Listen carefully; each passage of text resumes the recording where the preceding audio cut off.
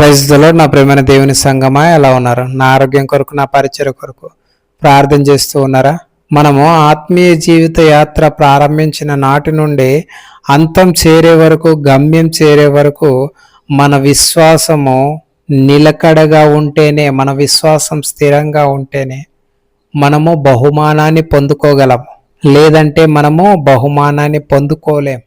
పరుగు పందెంలో నిలబడిన ప్రతి ఒక్కరికి బహుమానం రాదు కదా.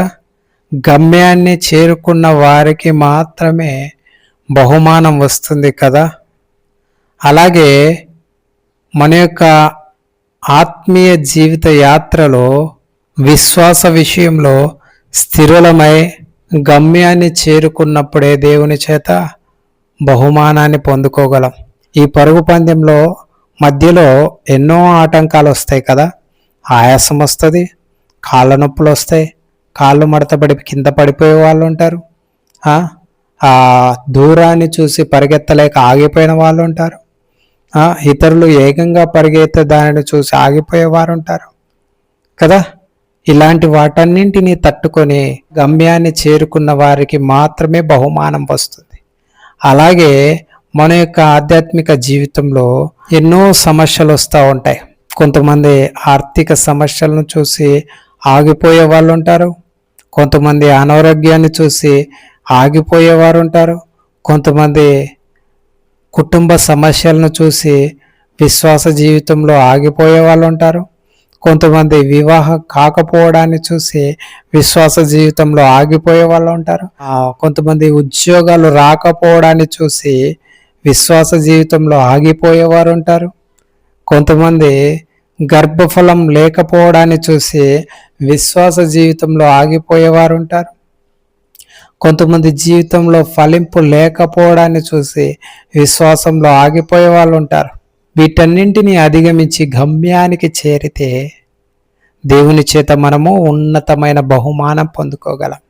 నా ప్రియమైన దేవుని సంగమా, నిజంగా నా జీవితంలో నేను ఇలాంటి పరిస్థితుల్లో దాదాపు గత 9 సంవత్సరాల నుంచి కరెంట్ షాక్ వల్ల మంచంలోనే పడి ఉన్నాను.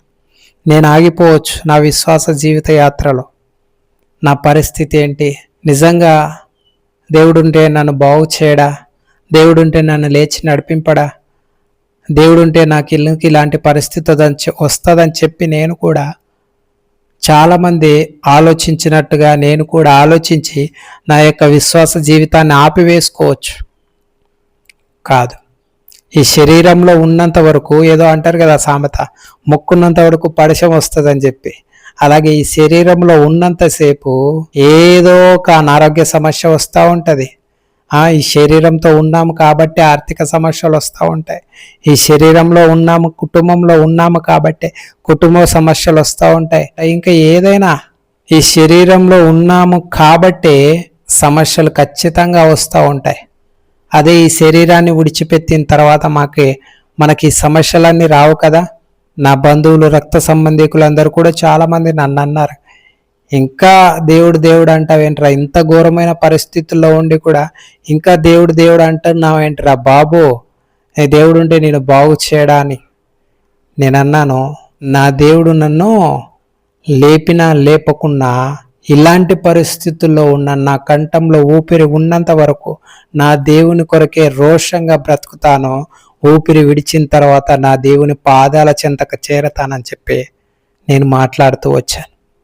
అయితే నా ప్రియమైన దేవుని సంగమా, ఈ మాటలు వింటున్న నీ జీవితంలో కష్టాలను, శోధనలను, అవమానాలను, నిందలను భరించిన తర్వాతే నీకు బహుమానం దొరుకుతుంది, ఉన్నతమైన ఆశీర్వాదం దొరుకుతుంది. కొంతమంది కష్టాలు వచ్చినప్పుడు, అరే ఏంది ఇంత నీతిగా బ్రతుకుతుంటే నాకే ఇన్ని కష్టాలా?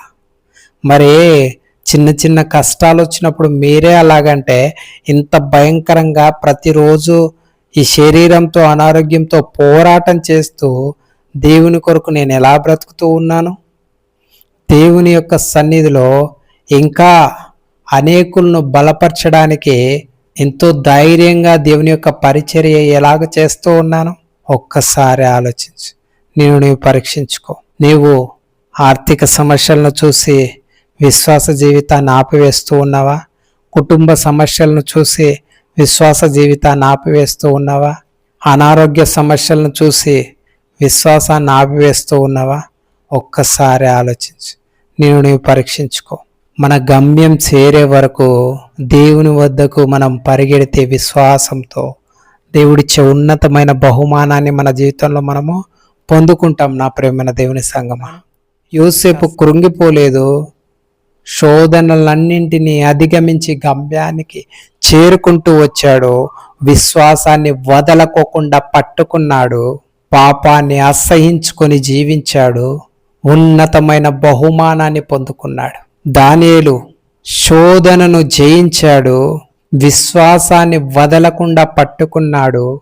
దేవుని చేత ఉన్నతమైన బహుమానాన్ని పొందుకున్నాడు. ఈరోజు నా ప్రియమైన దేవుని సంగమా, మనము శోధన జయిస్తున్నామా? మన యొక్క విశ్వాస జీవితాన్ని గమ్యం చేరే వరకు, అంతం వరకు మనం కాపాడుకొని దేవుని చేత ఉన్నతమైన బహుమానం పొందుకునే వారంగా మనం ఉండాలని చెప్పి ప్రభువు కోరుకుంటూ ఉన్నాడు. ఆ విధంగా దేవుడు మిమ్మల్ని నడిపించును గాక. ఆమేన్. Praise the lord.